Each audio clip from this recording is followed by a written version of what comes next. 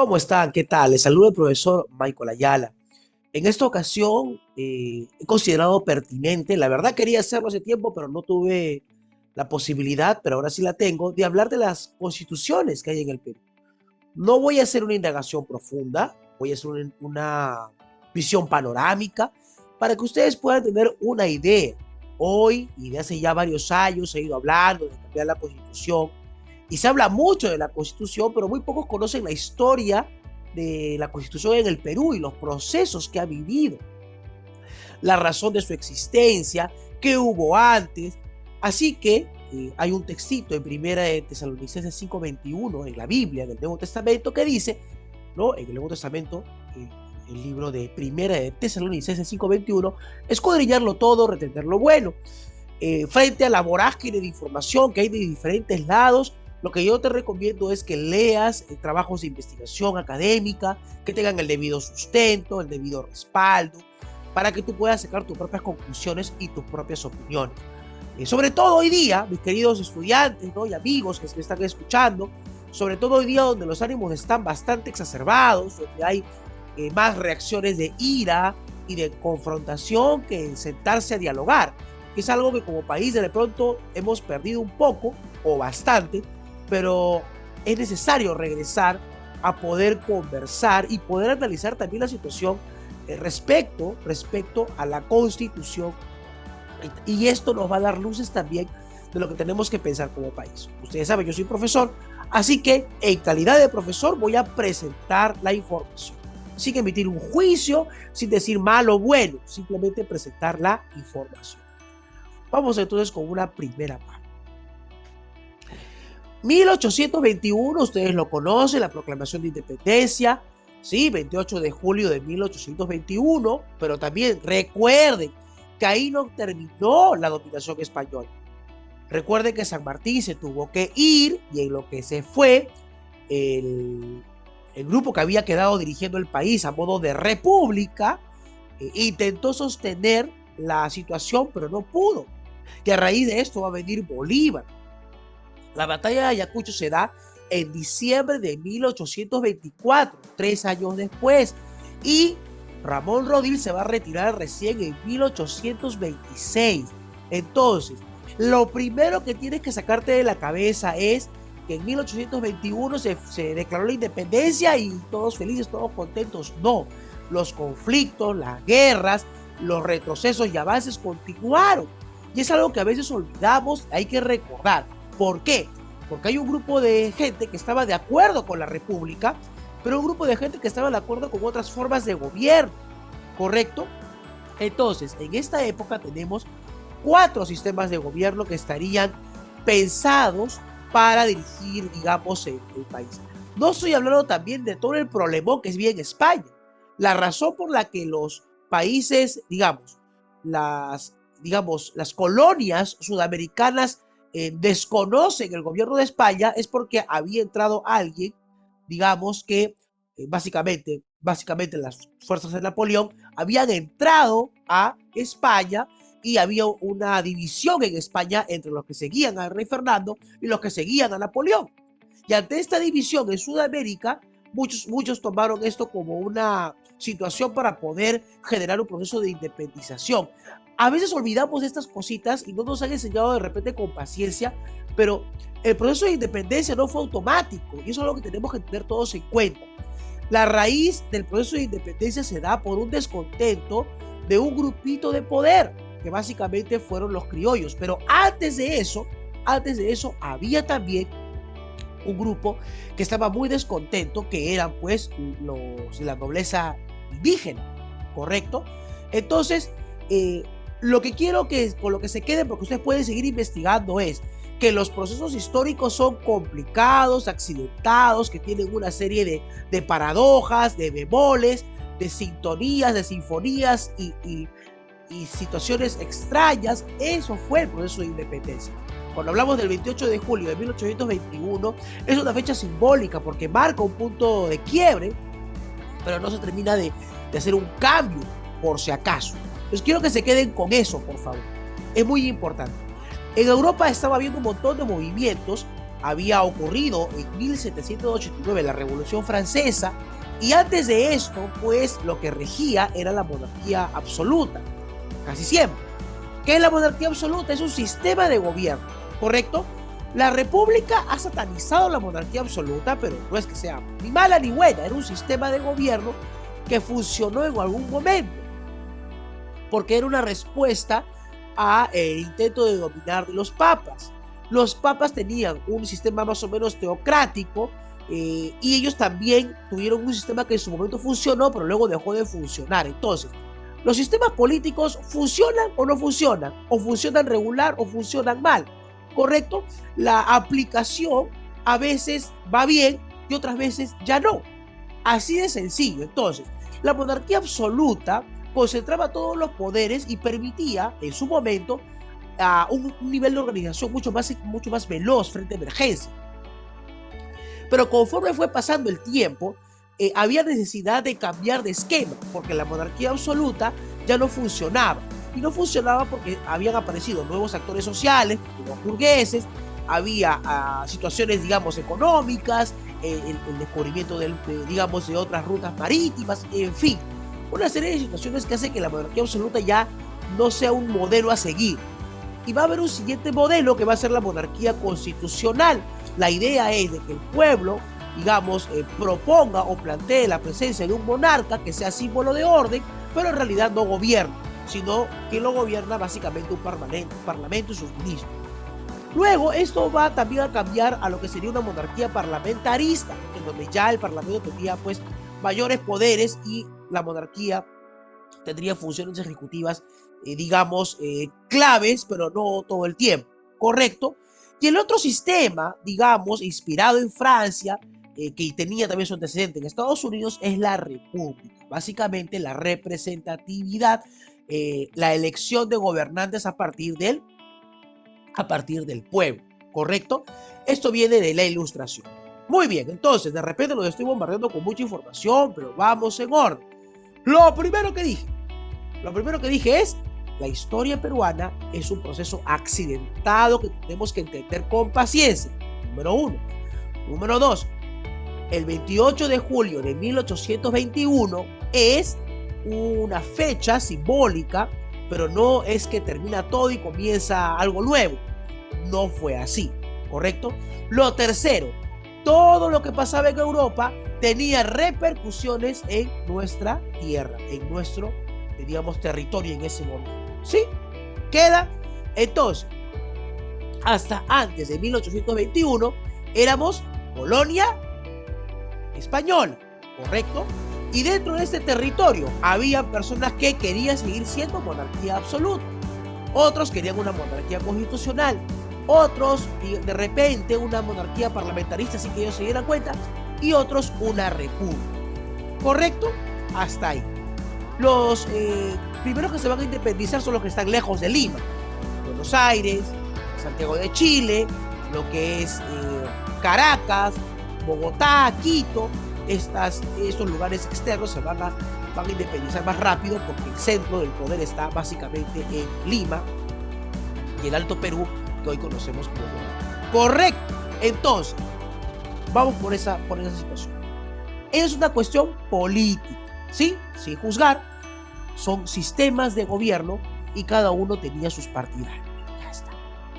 Ahora, ¿cuál era la realidad? Ustedes ven esa pirámide toda amarilla gigante, ¿ok? Ya la ven ahí.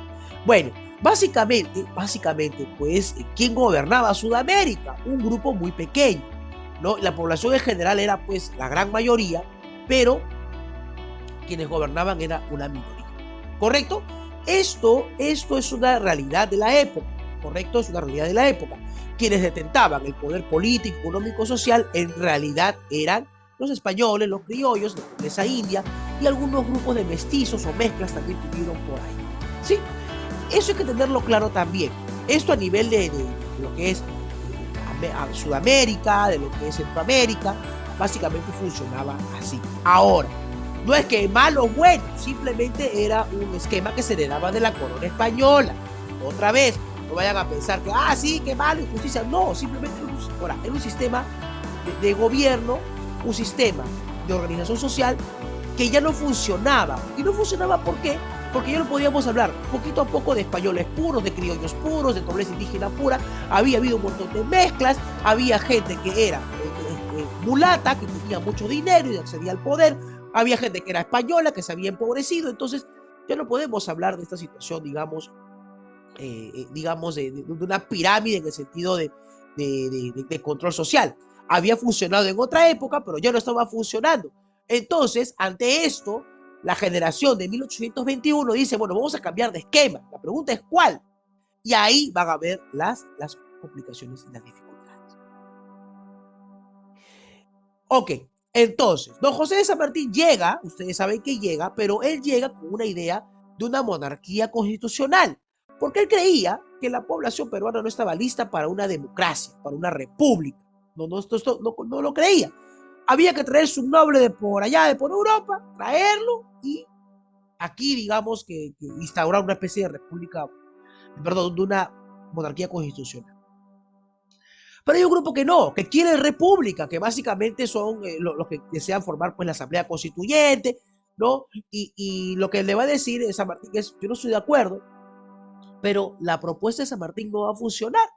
Algunos dicen, nos habría ido mejor. Jorge Basadre, de hecho, plantea la idea que de repente habría sido mejor una monarquía constitucional. Bueno, es una propuesta, ¿no?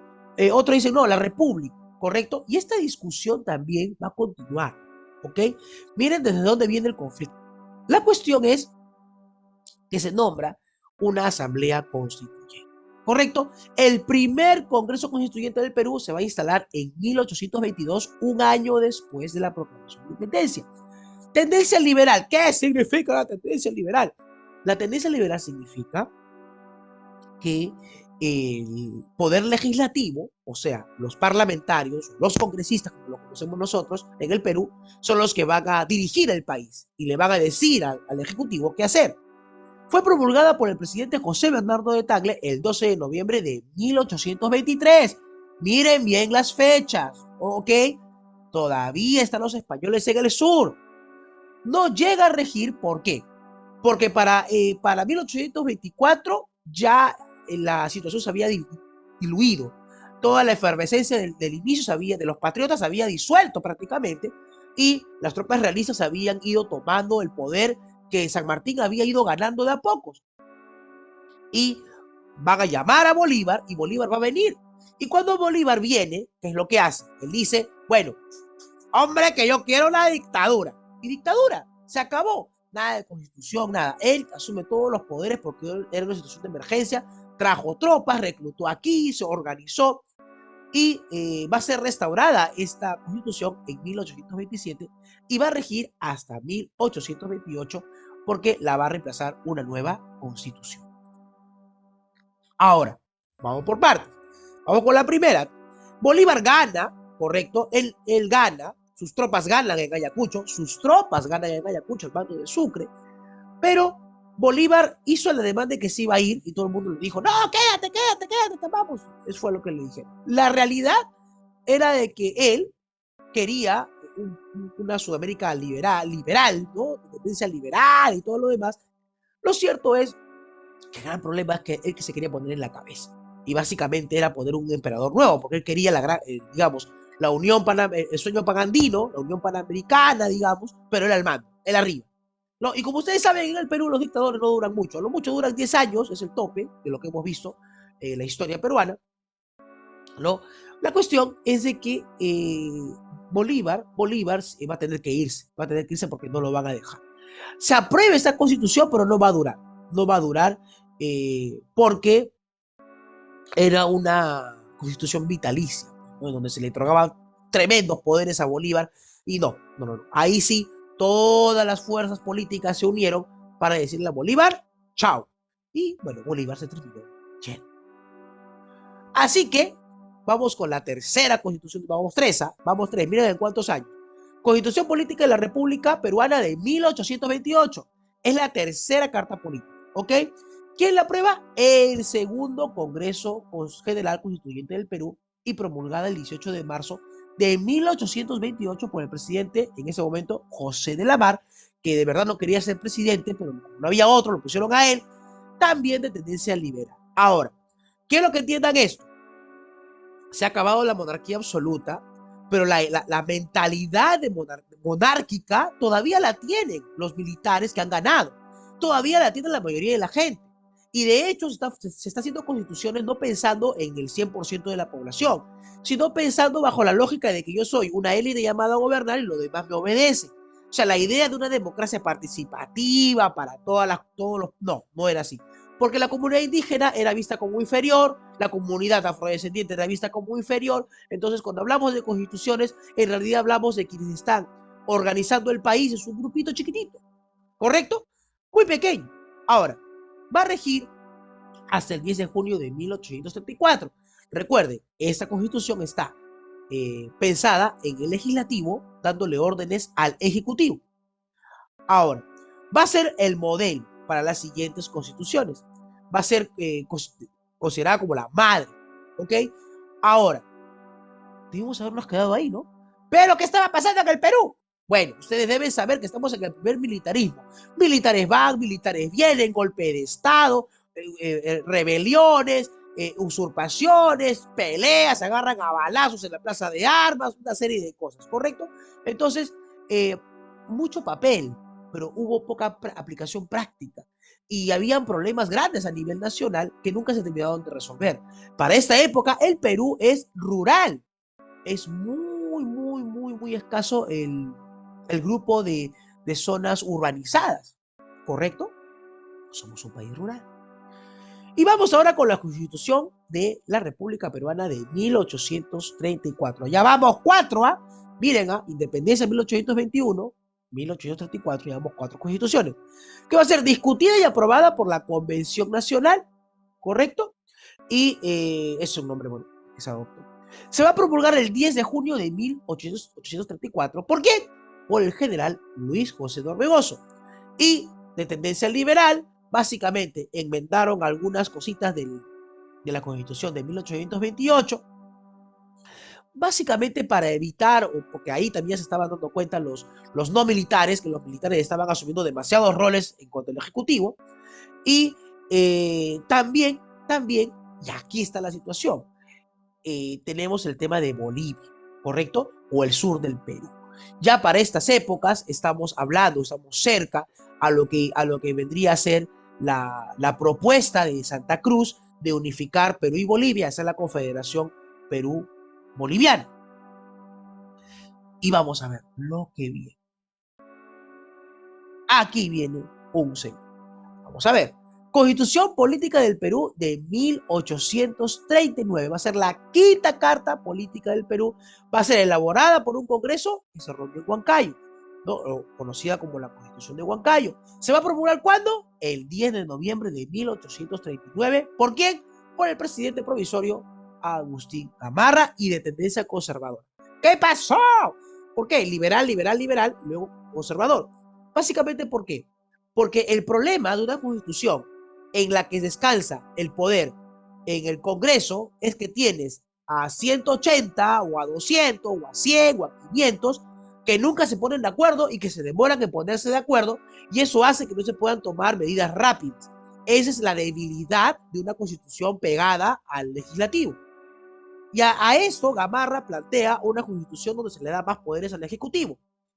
Ahora, ¿cuál es el problema de la constitución donde se le da más poderes al Ejecutivo? Que puede terminar convirtiéndose en una dictadura. Este pleito que ustedes ven desde hace 20 años, en realidad tiene 200, ¿ok? Entre ¿quién manda? ¿Ejecutivo o legislativo? ¿Ejecutivo o legislativo? Ya, ese pleito tiene 200 años. Así que tenemos que ver cómo resolverlo, ¿no? Por favor, siguientes generaciones, amigos del derecho, de la jurisprudencia, estudiantes, hay que resolver ese tema. Les toca a ustedes, ¿correcto? Ahora, ¿cuál es la idea? Vamos a darle poder al Ejecutivo. Vamos a centralizar para que sea más rápida las decisiones, porque esa es la idea de centralizar. Ojo, el centralismo también funciona siempre que ejecute rápido, pero con el centralismo ya no ejecuta rápido, ya ahí ya no se puede, ya no funciona. Y es por eso que se piden otros sistemas de gobierno. No hay ni malo ni bueno, es funciona, no funciona. Sencillo, funciona, no funciona. Si no funciona un sistema, movemos otro. Si no funciona ese sistema, movemos otro. ¿Ok? No podemos divinizar el sistema. No podemos divinizar ningún sistema porque es falible. Ahora, el sistema debe estar pensado en quienes lo van a manejar también. ¿Correcto? Vamos a hablar después del 93. Ahora, bueno, la cuestión era que ya la gente estaba cansada del legislativo, entonces se le dio más poder a Gamarra y Gamarra tuvo el poder que quiso tener y obviamente el riesgo se dio, ¿no? Se volvió un dictador. Ya. Muchas cosas pasan con el tema de, bueno, me estoy saltando de repente el tema de la Confederación Perú-Boliviana porque quiero concentrarme en la Constitución. Saben que Orbegoso, ¿no? Le hace un golpe de Estado, Salaverry le hace un golpe de Estado, gobierna un año, hay una serie de batallas, al final Santa Cruz, que venía de Bolivia, derrota a Salaverry, lo fusila, declara la Confederación Perú-Boliviana y Chile viene a quebrar esa confederación. Los peruanos del norte, los peruanos del norte apoyan a Chile para quebrar a los peruanos del sur y a Bolivia. Al final se desarticula la situación. Debes saber que todo ese proceso, pues Santa Cruz es derrotado, se retira del Perú y Gamarra intenta invadir Bolivia. De hecho, logra tomar territorios de Bolivia, pero lo matan en una batalla y lo matan en la batalla. Bolivia ocupa territorios y estábamos a punto de partirnos cuando llega este señor, ¿no? Circunstancial. ¿Ok? Básicamente con Castilla se va a organizar el país porque empieza a haber una riqueza pues inmensa, básicamente con el guano. ¿Qué es el guano? Excremento de ave, correcto, que al echarlo en la tierra podía fertilizarla y regenerarla rápidamente.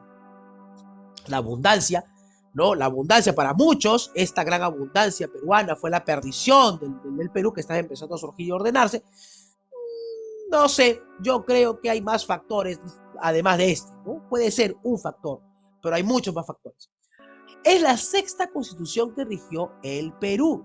Se elabora por una asamblea constituyente, tenía el nombre de Convención Nacional, y Castilla gobierna un primer mandato, luego va a seguir Echenique, y a Echenique se le acusa de corrupción. Castilla moviliza sus tropas, digamos que le habían sido fieles. Hay un enfrentamiento civil, por si acaso, en ese enfrentamiento civil, a pesar de la crisis, había abundancia. Teníamos dinero para todo, para pelearnos y para generar ingreso y para construir cosas. Entonces, se hacía al mismo tiempo lo mismo. Mientras se estaba agarrando a balazos en la batalla de La Palma, se estaba exportando el guano, se estaba construyendo cosas. Miren la abundancia que teníamos. Trajimos pues los ferrocarriles, barcos a vapor, una serie de cosas que no sabíamos manejar, pero estaban nuevas, las compramos. Eso, ustedes hay una clasita por ahí donde he explicado sobre el tema de Castilla. La cuestión es que la propuesta de la Constitución tenía una tendencia liberal, antimilitarista, descentralista y un sesgo anticlerical, porque la iglesia siempre ha estado ingiriendo, ¿sí? Y bueno, se va a dar la guerra civil y después de las situaciones de la guerra civil y todo lo demás, va a llegar la Constitución de 1860, que va a ser la más duradera.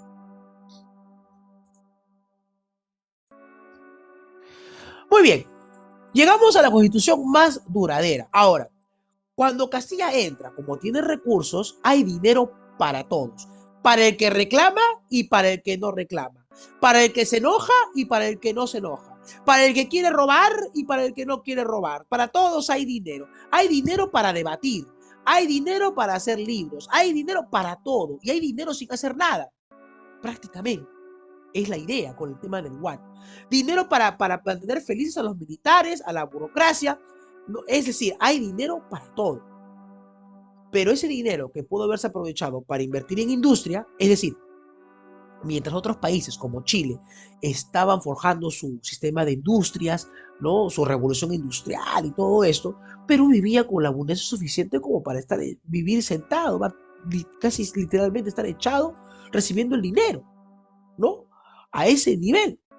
Pero en ese transcurso, mientras el dinero abundaba, pues la Constitución de 1860 termina siendo una Constitución aceptada. Séptimo texto, ¿ok? Discutido y aprobado por el Congreso que se reunió en Lima en 1860. Se va a promulgar el 13 de noviembre y tendencia moderada. ¿Qué significa tendencia moderada? Que intenta pues establecer un balance entre ejecutivo y legislativo. Y bueno, estaba funcionando.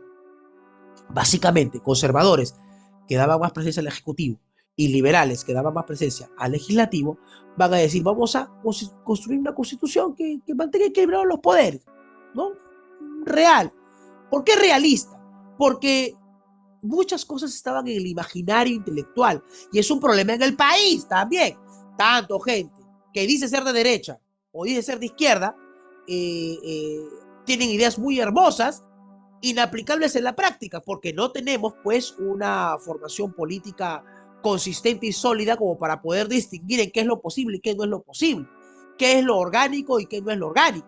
Y lamentablemente los periodistas hablan como si fueran analistas políticos y todo el mundo les cree. Y los analistas políticos cuando hablan no se les entiende, ¿no? Es una cuestión. Yo no soy analista político, yo soy un profesor que observo el argumento, ¿no? Y mucho de lo que hablan y declaran nada tiene que ver en realidad con la situación que vive el país, porque tenemos pocos pensadores que analicen el país con tranquilidad.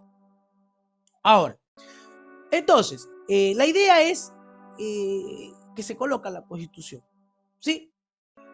Y va a ser muy importante, además de la del 28 y la del 34.